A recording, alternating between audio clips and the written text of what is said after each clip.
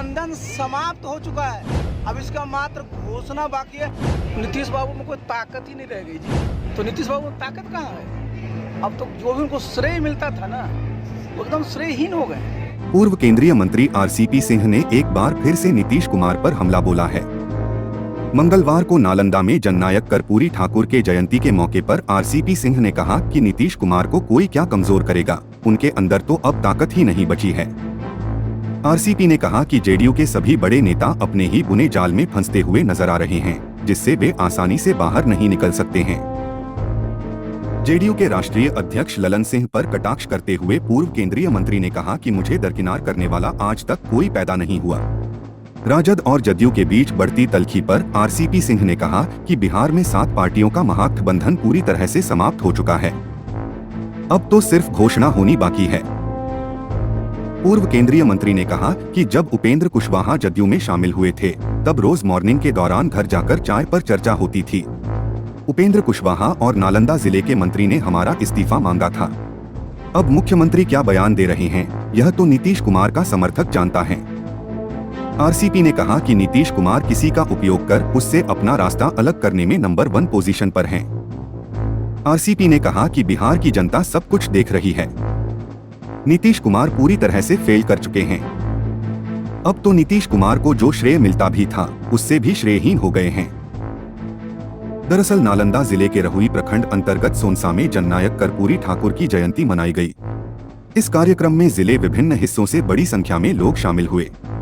इस दौरान पूर्व केंद्रीय मंत्री आरसीपी सिंह ने जननायक कर्पूरी ठाकुर की चित्र पर पुष्प अर्पित कर श्रद्धांजलि अर्पित की। इस दौरान जनसभा को संबोधित करते हुए आरसीपी सिंह ने जदयू के राष्ट्रीय अध्यक्ष ललन सिंह पर जमकर निशाना साधा।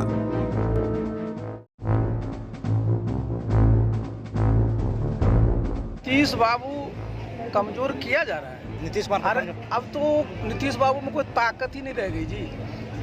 वो तो पूरी तरह से फेल कर गए। तो नीतीश बाबू में ताकत कहाँ है?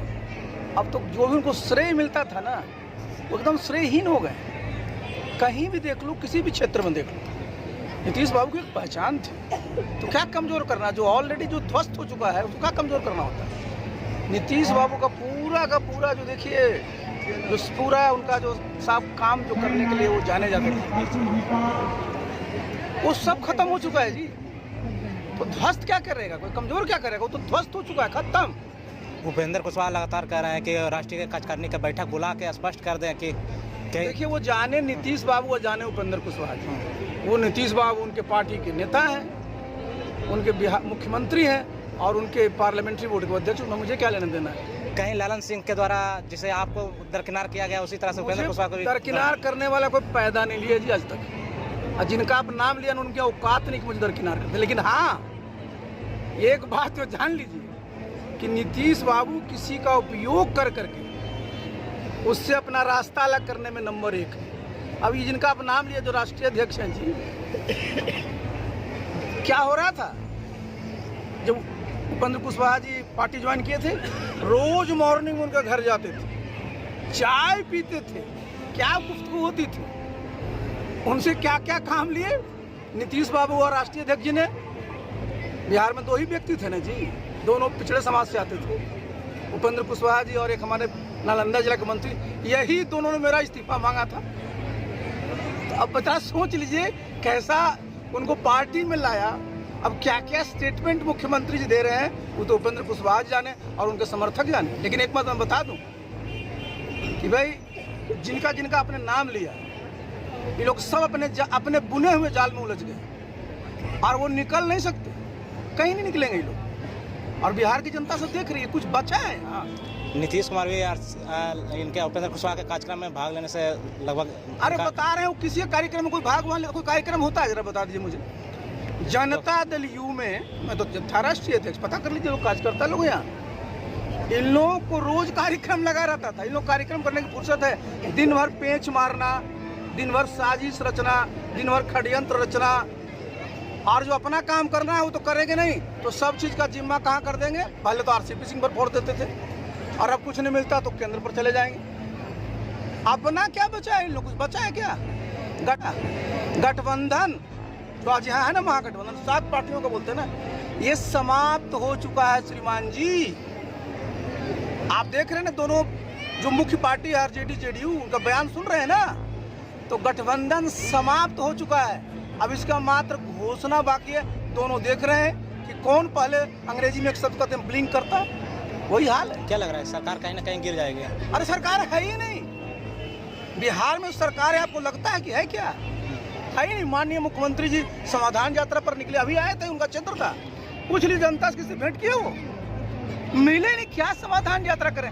हाँ, समाधान आप लोग आपसे में निपटा रहे हो कि भाई कितने दिनों तक मुख्यमंत्री कुर्सी पर रह पाएंगे। इनका जो पार्टनर है उनको भी लग रहा है कि बताइए क्या हो गया। आप जरा समझिए, बिहार में कोई भी आरजेडी का वर्कर,